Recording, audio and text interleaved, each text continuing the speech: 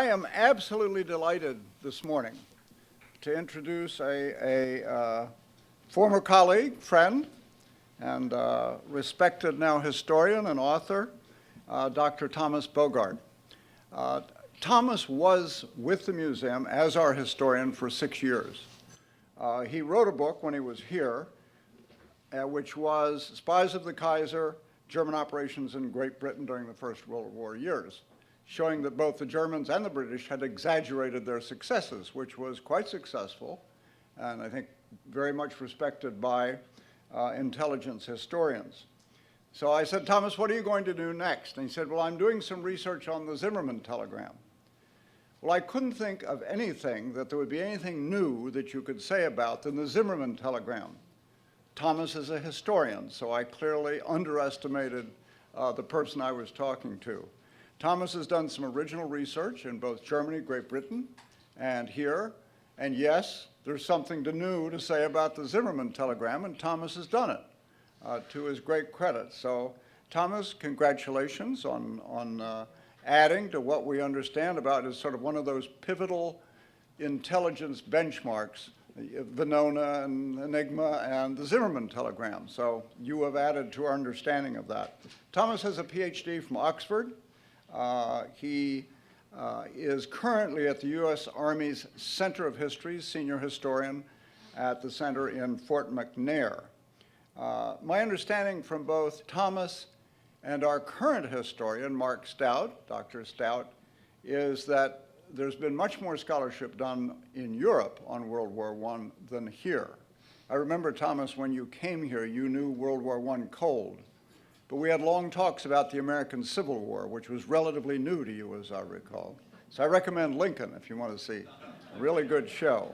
One thing that Thomas has asked me to add, and this goes with working for the government, doesn't it, Thomas, that the views expressed are entirely his, not those of the Department of Defense. I didn't think you were speaking for the Department of Defense or the U.S. government. Thomas, it is great pleasure that I welcome you back to the museum.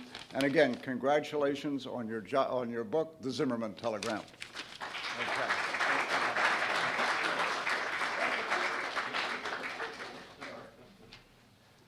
Well, thank you very much, Peter. I didn't know you were so skeptical about my research in the Zimmermann telegram. You never told me that. I'm glad you didn't mention it at the time, because otherwise the book may have never been written. So thank you for this generous introduction. Thank you all for coming. It's really nice to see so many familiar faces here, and I know those of you who know me a little better remember that I've talked about the Zimmermann telegram for the last 10 years, so this is it, I promise. Closing that chapter and moving on. But anyway, let's talk about the Zimmermann telegram, intelligence, diplomacy, and America's entry into World War I. And we'll start at the very beginning, almost 100 years ago, August 1914, when World War I broke out in Europe. If you take a look at the map of the world at the time, this is a contemporary map, you'll find as an evident imbalance of power between the Allies, here colored in gray, on the one hand, and the Germans and their allies. They're often referred to as the Central Powers, here colored in black. The Allies control about 2/3 of the landmass of the world. The Germans and their allies really only a small strip of land in Central Europe, a few pockets in Africa and Asia. Those were German colonies that were quickly conquered by the Allies at the beginning of the war. So this imbalance from the German perspective obviously posed some challenges, but it also offered some opportunities. The challenges are self-evident. The Allies throughout the war were able to draw on more resources. They were always able to field more soldiers, generally able to equip them better. But there were some opportunities in this map, if you like, for the Germans.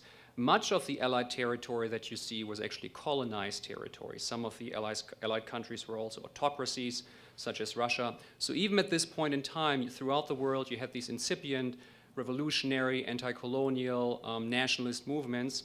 And the Germans, from very early on in the war, tried to capitalize on that. They always tried to mobilize proxies around the world to divert Allied attention away from Europe in order to strengthen the German war effort on the Western Front and the Eastern Front.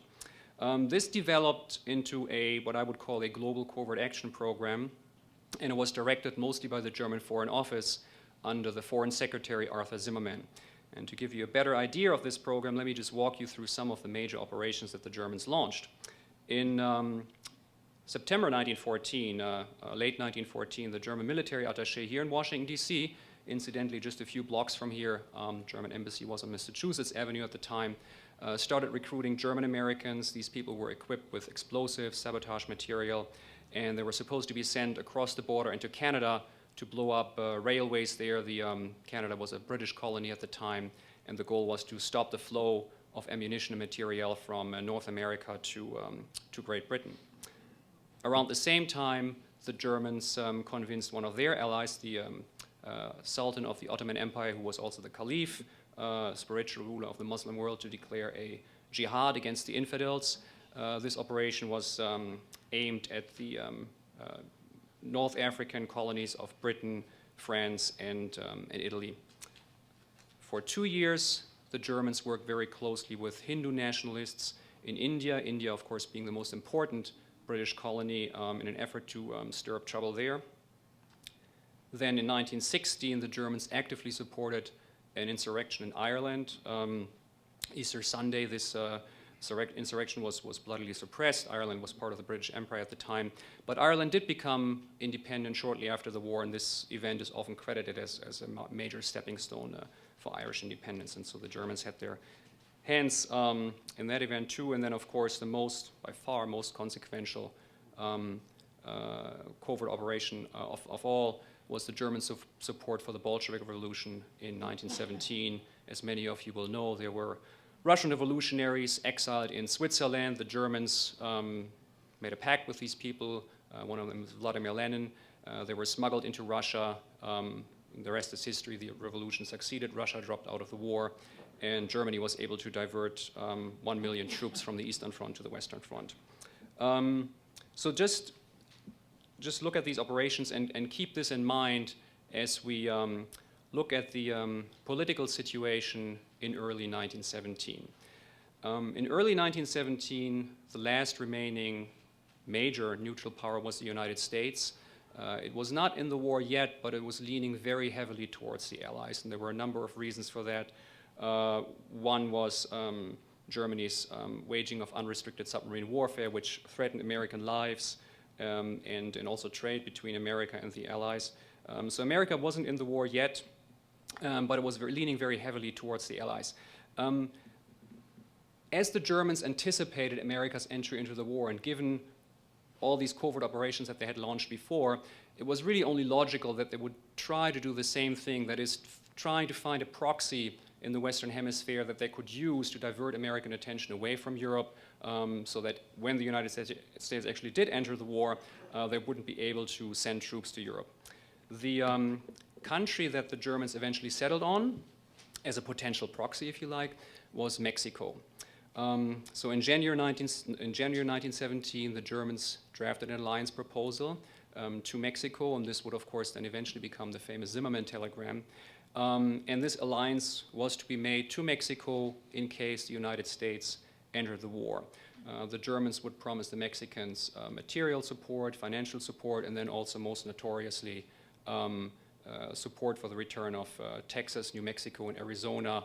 Those were states that were lost to Mexico by Mexico in 100 years earlier in the Mexican-American War.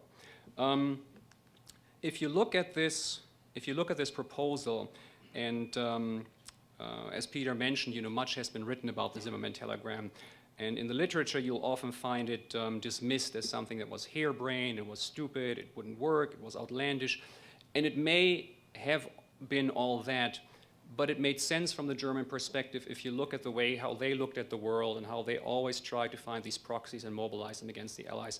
In a way, this was a very logical and consistent thing for the Germans to do, regardless of whether it would work or not. All right, so this alliance proposal is drafted in January 1917. Now the Germans face a very practical problem. So you have this alliance proposal, but how do you get it to Mexico? How do you get it to the German envoy there so he can actually make this alliance proposal to the Mexican government once Mexico is in the war? Transatlantic communication at the time of World War I was done mostly by submarine cables. Most major European powers had submarine cables that they used to communicate with their embassies in the Western Hemisphere. And the Germans had that too. The problem was the British had found those cables at the beginning of the war and had cut them, had destroyed them. So communication was a big problem for the German government. In the case of the Zimmermann telegram, the Germans come up with a pretty clever solution. They enlist the help of the U.S. State Department, of all places. Remember, the United States is still neutral, so the Germans approach the American State Department and say, hey, you know, we have some instructions for our German ambassador in Washington, and this is about peace negotiations, and could you help us get this to Washington? And the U.S. State Department obliges. They had done this before. This was not the first time. And so the Germans encode the Zimmermann, this alliance proposal, which then becomes a Zimmermann telegram. Encoding, again, was normal procedure, so the Americans couldn't read it. It was given to the American embassy in Berlin. From there, it was forwarded to the American embassy in Copenhagen. From there to London. From London to the State Department in Washington, D.C. The State Department in Washington, D.C. gives it to the German embassy. They decode it, encode it in different code, and then they send it on to Mexico City to the German envoy there. The whole process takes about a week. And so you have the ironic situation that essentially an anti-American alliance proposal is being conveyed on American cables to Washington and then to Mexico City. So that was a pretty clever idea. Unfortunately, what the Germans, neither the Germans nor the Americans knew was that the British at the time had a very capable code-breaking operation going under British naval intelligence. The director was Captain William Reginald Hall, and this organization is often referred to as Room 40. You may have heard that name after the physical location where it was located. Room 40 kept tabs on all communications going into and coming out of. It's called Room 40. Room 40 is, it was located in the old Admiralty building in London, and you know, those rooms had numbers, and then Room 40 happened to be empty at the time, so they crammed the code breakers in there, and then it was just referred to as Room 40. They intercepted and decrypted pretty much every message that was going into and coming out of the American embassy in London. And so the Zimmermann telegram really is intercepted by them as a matter of routine. One day after it passes through London, Hall has a copy of the telegram. He has a partial decrypt. The British can't decrypt the whole thing. The code is too complicated, but they have enough to understand what this is all about.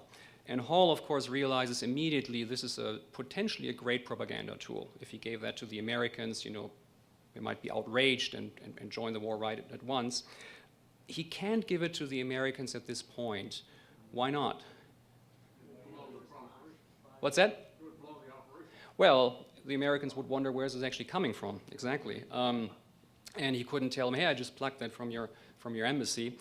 So he can't give it to the Americans at this point. He has to come up, if he wants to give this to the Americans, he has to find a credible alternative that, you know, what he can tell the Americans where this is coming from. And he does. He understands from the content of the telegram that the final destination is not Washington, but that the embassy in Washington is supposed to forward that to Mexico. He also knows from past experience that the Germans typically used a commercial company to do this, the Western Union Telegraph Company. Well, it was one of the few ways how you could communicate between Washington and Mexico City at the time. And the British happened to have a source or a spy in the Mexican Telegraph Office. So this person is instructed to simply buy up copies of all incoming messages from Washington around that time. This is done. These copies are then forwarded to London, decrypted, and the Zimmermann telegram happens to be amongst those. Because it was in an older code, this time the British are also able to decrypt the whole thing. So now, about 5 weeks after the telegram was sent, Hall has all the pieces. He has a complete decrypt of the telegram, and he has a credible explanation for the Americans if he wants to give that to them as a propaganda coup. And this is what is done. On February 23rd, the British officially hand a copy of the Zimmermann telegram to the American embassy in London. They tell them, we got this in Mexico, which was true, more or less. And they tell you, you can do whatever you want with that. So you have a 5-week time lag. And again, if you look at the literature on the telegram, there's a whole range of explanations why Hall hesitated so long to give this to the Americans. My opinion on this is his overriding concern was he was very, very afraid the Americans might find out that he was keeping tabs on their embassy. And this is a point I'll come back to at the end of the lecture. Okay. So clearly, Hall gave the telegram to the Americans with an ulterior motive in mind. He wanted to force American intervention. The question is, did this actually happen? If you look at the American administration, I think it did have a certain effect. President Woodrow Wilson, at this point in time, was still hoping he could bring about a negotiated peace, maybe mediation between the warring parties. He really did not want to go into this war. Once he sees the Zimmermann telegram, he understands the Germans are really not interested in negotiated peace. In fact, they're making preparations for war against the United States. And as a result of that, he stops his mediation efforts. He takes a series of steps that eventually take the United States into the war in April 1917. So it's too simplistic to say the Zimmermann telegram pushed the US into the war, but I think you can make a case that it accelerated America's entry into the war by maybe a few weeks. And that is not negligible. The more complicated question is, to what extent did the telegram have an impact on the American public? Again, if you look at the literature, everybody seems to agree that this was the one event, like Pearl Harbor, that galvanized Americans and made intervention popular. The problem is, of course, at the time of World War I, how do you gauge public opinion? You don't have opinion polls in the sense that you have them today. But I did find one abundant source that was very useful, and those were contemporary newspapers. So I looked at a large sample of contemporary newspapers and looked at how do they cover the Zimmermann telegram, how do they look at the war before the Zimmermann telegram, how do they look at the war after the Zimmermann telegram, what impact did anything change through the publication of the Zimmermann telegram. The administration gave this telegram to the press, to the Associated Press, on March 1st, 1917. It was published in virtually every major American newspaper. This is a copy of the New York Times. But most front pages would have looked like that on March 1917. You can see it made headline news. I've pulled some headlines from some of the major papers at the time. And if you look at those, it seems to confirm that, yes, it did indeed galvanize the American public for war. The problem is that the interventionist press, when you look at these same newspapers a month earlier, they would already have advocated war. In other words, the papers that were for war maybe were reinforced in their belief that going to war was the right thing, but this is very different from saying, hey, the Zimmermann telegram turned the public around. And in fact, there was a large segment of the press that was anti-war, that was isolationist, especially on the West Coast. The San Francisco Chronicle is a big paper, Midwest, the South. And what I found interesting is that those papers don't change their stance at all. They are against the war before the Zimmermann telegram is published, and they are against the war after the Zimmermann telegram is published. So clearly here it didn't have much of an impact. They report on the Zimmermann telegram too, but they largely dismiss it as something that was ridiculous, that was outlandish, that can't be taken seriously, something that just was too bizarre to cause America to enter the war. If we look at some of the contemporary cartoons that were published at the time, I found 6 of those. In my opinion, that reinforces the point that many Americans looked at this with great interest, but not necessarily enraged or saw that as the one cause for going to war. These were all cartoons that appeared in the press shortly after the Zimmermann telegram was published. And if you look at those, this is the first set of 3. I think the common thing, well, first of all, they're cartoons. They're not realistic depictions. So there's already an element of comedy in there, at least it seems to me. If you look at them individually, for instance, the one in the middle, which also served as a template for the book cover, called Pi, was published by the Atlanta Journal on March 2nd, 1917. You have these 3 characters, the Germany, Mexico, and then Uncle Sam in the background, and the German Kaiser offers a plate of pie in the shape of New Mexico, Arizona, and Texas to Mexico and says, all you got to do is beat the stuffing out of that old guy and the pie is yours. Now, if you play that scenario out, let's say the Mexican accepts this pie and then tries to beat the stuffing out of that towering Uncle Sam. Just by the way these figures are proportioned, it's clear who would win this contest. It's not Mexico, it would be the United States. So I think this cartoon and others too are commentary on on the improbability of the Zimmermann telegram, and perhaps also on the German insincerity in making this offer, but it doesn't depict it as a threat. And I think that's sort of a theme that you find in all of these cartoons. This set is a little more serious, sinister, but again, it's a cartoonish depiction. If you look at the one, for instance, in the middle, again, the Kaiser is making this offer to Mexico, join with Germany, and you get a bit of United States. I think the wrong grammar already injects an element of humor there. And then you have the title, Some Promise. So again, it kind of insinuates you can't take this seriously. This is something to laugh at. The Germans are so stupid, but it's not something that we have to be afraid of. It would have been possible to depict the Zimmermann telegram in a very different way. If you look at American propaganda, government-issued propaganda at the time of the First World War, it's very, very different in tone, and it's much more serious. The two events that American propagandists harped on throughout the war was German unrestricted submarine warfare, again, which had killed American civilians even before America entered the war. And then the German invasion of Belgium in September 1914. Belgium was a neutral country, and there were allegations that the German troops had committed atrocities there. If you look at those two depictions here, they're very different from the Zimmermann telegram cartoons that I just showed you. On the left hand, that was published shortly after the sinking of Lusitania. Lusitania was a British liner that carried American passengers, was sunk by a German submarine, and over 100 Americans died. Anybody who looked at that poster would have made that connection to the Lusitania. And what does it show? Well, it's a dead woman, a mother clutching a child. There's certainly no humor in there. I think it's a pretty straightforward depiction as the Germans and murderers of women and children. And then on the right-hand side, remember Belgium. Again, it's a very straightforward depiction. There's a German soldier with a young girl, clearly depicted as an arsonist, and I think the implication also as a rapist here. Again, there's no element of humor there. It's a pretty realistic depiction for this time period.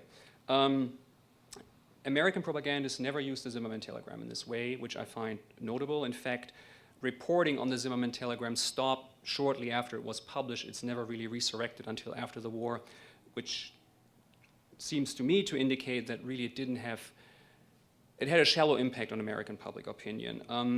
It did certainly not cause Americans to embrace war. If it had an impact, I would say it deepened the controversy over war. It convinced those people who wanted to go to war anyway that they should do so, but it failed to galvanize those who were against the war. And again, this is very different from something like Pearl Harbor or even 9/11, where I think there really was never any discussion that this was wrong, it needs to be responded to. What does this mean? Well, when the United States does enter the war in April 1917, I think it enters the war much more divided than is commonly acknowledged, certainly much more divided than France, Britain, or Germany did in August 1914. These fissures within the American public are glossed over during the war, but they come back after the war. If you look at the United States after the war, it's one of only 2 countries that does not sign the Peace Treaty of Versailles. It's seen as too vindictive, signs a separate peace treaty, and the country also then retreats into isolationism for 2 decades. And that's pretty significant, again, very different from the post-World War II period. The Zimmermann telegram did not cause all that, but I think it exacerbated that. And if you look at it, you can understand what a tortured way the United States had going into this war. Before I open it up for questions, we're at the Spy Museum here, so I thought I'd just say a few words about the significance of the Zimmermann telegram on the history of intelligence, and we can discuss that in more depth later. First of all, I think the Zimmermann telegram, until World War I, intelligence gathering was really understood mostly as espionage, meaning you have a spy in a foreign country who steals information and then somehow brings that back, and that was intelligence gathering. The Zimmermann telegram was really the breakthrough of signals intelligence, interception of communication, which potentially can yield as much or much more information than espionage and on a much larger scale. And in World War II, of course, that was repeated, Bletchley Park, on a much bigger scale and really had war-winning implications against the Axis powers. So that is that is one important contribution of the Zimmermann telegram to the history of intelligence. The second one is, I think it throws a very interesting light on the so-called special Anglo-American relationship in intelligence. It is often said that the American and the British intelligence community have this exceptionally close relationship, and I think that's true. There's no secret. If you look at the Zimmermann telegram, you can see how this really goes back to World War I. Hall worked very closely with the intelligence personnel at the American embassy, and this was all very well. But the Zimmermann telegram also shows that this special relationship came with a catch. I told you earlier that Hall's primary concern was that the Americans would learn how he had obtained the Zimmermann telegram. Why? Well, I mean, that would have caused a ruckus at the time.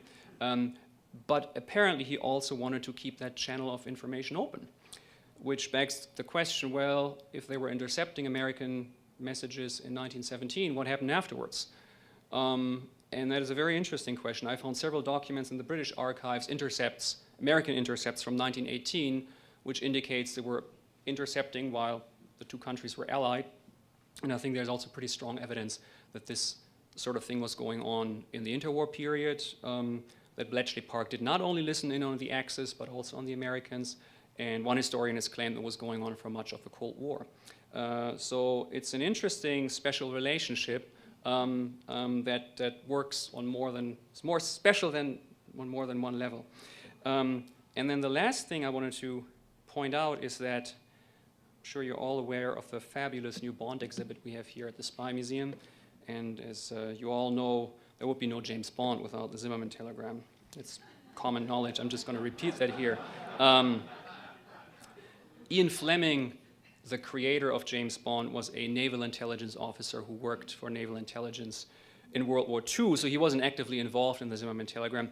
But of course, at that point, the Zimmermann telegram had become legend in British intelligence and was routinely being taught to incoming, newly trained intelligence officers. And he looked at that, and when he created his character, James Bond, he was looking for a code name for this person. And if you look at the code that the Germans used on the Berlin-Washington leg of the Zimmermann telegram, the Germans called that 0075. And apparently Fleming saw that and thought, okay, this is too long, but if I take the 5 out, then this is a pretty catchy code name for my James Bond agent. So, and this is how the Zimmermann telegram really created James Bond. On this note, I'll leave it, and I understand we have time for questions. And Peter volunteered to, and if you would wait for the mic, that would be great. Is that true about 007? No, I You made created that. No, I made it up. I mean, I think, you know, you can take the man out of the Spy Museum, but you can't take the Spy Museum out of the man. So we ended up with that anecdote. We have a mic up there? Okay, here we have one question right here. Why don't you stay here, Thomas? Let me get out of the way. You didn't say anything about what Mexico did, one, and two, one of the headlines mentioned Japan as well. Yeah. There's always a challenge in giving a compressed talk, you know, about something that you've worked on for so many years. These are very good questions. Mexico, before the Mexicans were informed of this alliance offer, it was already published in the American press. So it had become null and void. Well, you know, that was unanticipated, of course. The interesting question is, of course, what would have happened if it had not been revealed in the American press? And, you know, it's been said, and I would agree, that probably this would have not come to anything. This alliance proposal made sense from the German perspective, but what was in it for the Mexicans? The Mexicans couldn't seriously hope to defeat the Americans. It probably would have provoked an American invasion, and so it probably would have just not, you know, occurred at all. Japan is a more interesting question. There was another impetus why the Germans made this alliance proposal. Japan was allied with Britain and France, and the Germans from very early on in the war tried to break Japan away from this alliance. Now, there was no German embassy in Tokyo because the countries were technically at war, so they had always tried, you know, in Sweden or other places, tried to get in touch with Japanese officials. And the Zimmermann telegram, in a way, was just another way of trying to get the Japanese to negotiate. If, you know, there was a Japanese embassy in Mexico City, you know, maybe with the mediation efforts of Mexico, that could have worked, the Germans thought. So that was the thinking behind that. Again, it was probably not very realistic, But that's why Japan was in there. You could even say that was the original idea, and then it sort of got lost along the way. Okay, about right here. Yes, this idea of this offer to Mexico, was this strictly an idea of Arthur Zimmermann, or did he confer with Hindenburg and Ludendorff or the Kaiser or anybody? Yeah, these are very good questions. Zimmermann signed off on it. It was not his idea. That was the original proposal was made by one of his subordinates. His name is Arthur von Chemnitz, and Chemnitz, I think, initially really saw that as a bridge to Japan. He said, okay, let's, through Mexico, maybe we can, reignite these negotiations with Japan. Zimmermann at this time was very, very busy. Again, they were anticipating America's entry into the war. There was a very brief meeting at the Foreign Office. Chemnitz makes this proposal, and then Zimmermann essentially, yeah, sure, well, go ahead with it, and signed off on it. It was just a very chaotic time in Germany. He did not consult with Hindenburg, Ludendorff, or the Chancellor or the Kaiser before the telegram was sent, but I think that was no scheming on Zimmermann's part. It was just things were so chaotic. He did tell them shortly afterwards, after the telegram was sent and before it was published in the American press. So he did that of his own volition, and they were fine with that. But again, at this point, the big question for the Germans was unrestricted submarine warfare and America's entry into the war. This was very much a sideshow for them until it was published in the American press, and of course they didn't anticipate that. Right here. How much did you owe to this book, the Zimmermann Telegram by Barbara Tuchman? Who is that? And how much did you add to that? No, I mean, of course, I'm well aware of Barbara Tuchman's book, and what I always tell people is that was a great book at the time. That came out, I think, in the early 1950s. Yes, and she, to her credit, this is a great story, and she was the first to really pull all the strands together. Since Tuchman published her book, we have a lot more source material. For instance, she could not access any of the British or American intelligence sources, so how the Zimmermann telegram was sent, how it was intercepted, Hall's rationale, all that was not available to her. And Hall, after the war, he put out some pretty big red herrings because he did not want people to find out, because even at that time, in the 1920s and 30s, while Hall was talking to the press, the British were probably still intercepting American messages. So he wanted he's a good spy master. He wanted to divert as much as possible attention away from that. Another thing that Tuchman didn't look at were the German records, so I think she didn't really fully appreciate how the German rationale behind this telegram and who was involved and why it was sent. But again, I think this was a great book at the time, and if it gets anybody to read about World War I, that's just fine with me. Okay, all the way back there, Laura. Can we go here? You got one there and then over there. Sure. Why was there so much time between the Wilson administration getting it and giving it to the papers?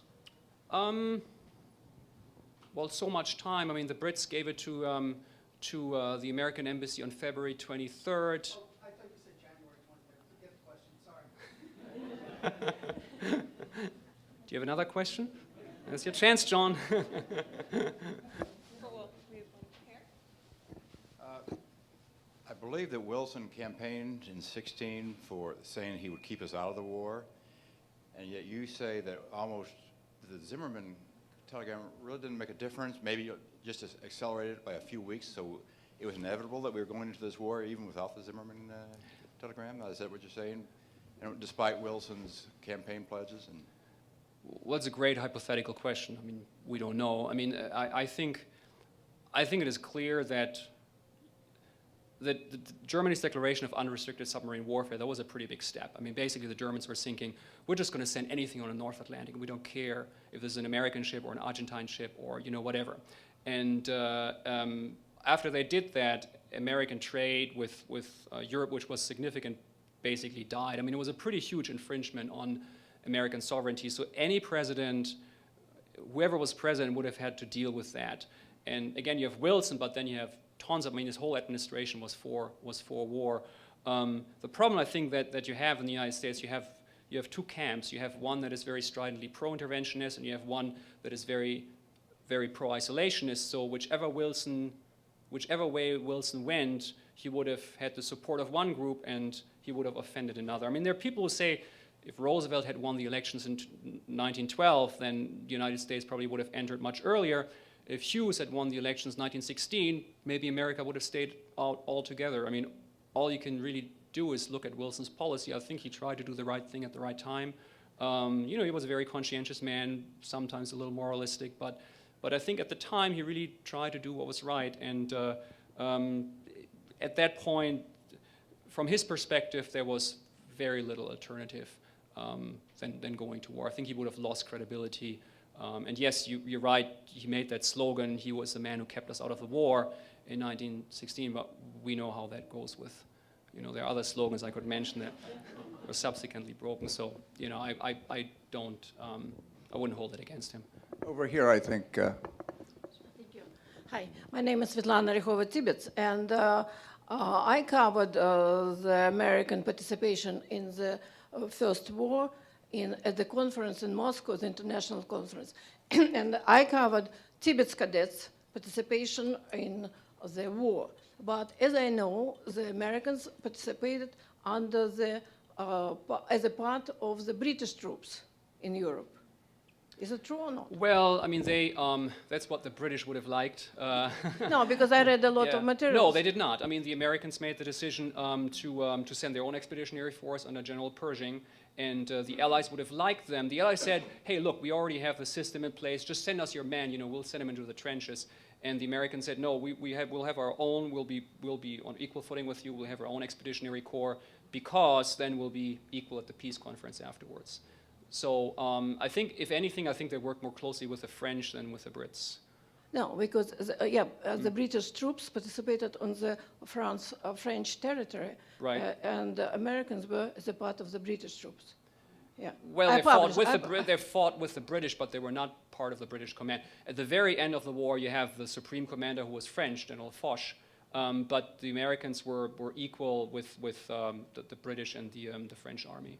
Yeah, I'm sorry. By chance, I have the member of the organization committee of this international conference from Moscow, and the conference was on the Red Square, Red Square 1. And on this Thursday, the third conference will be opened.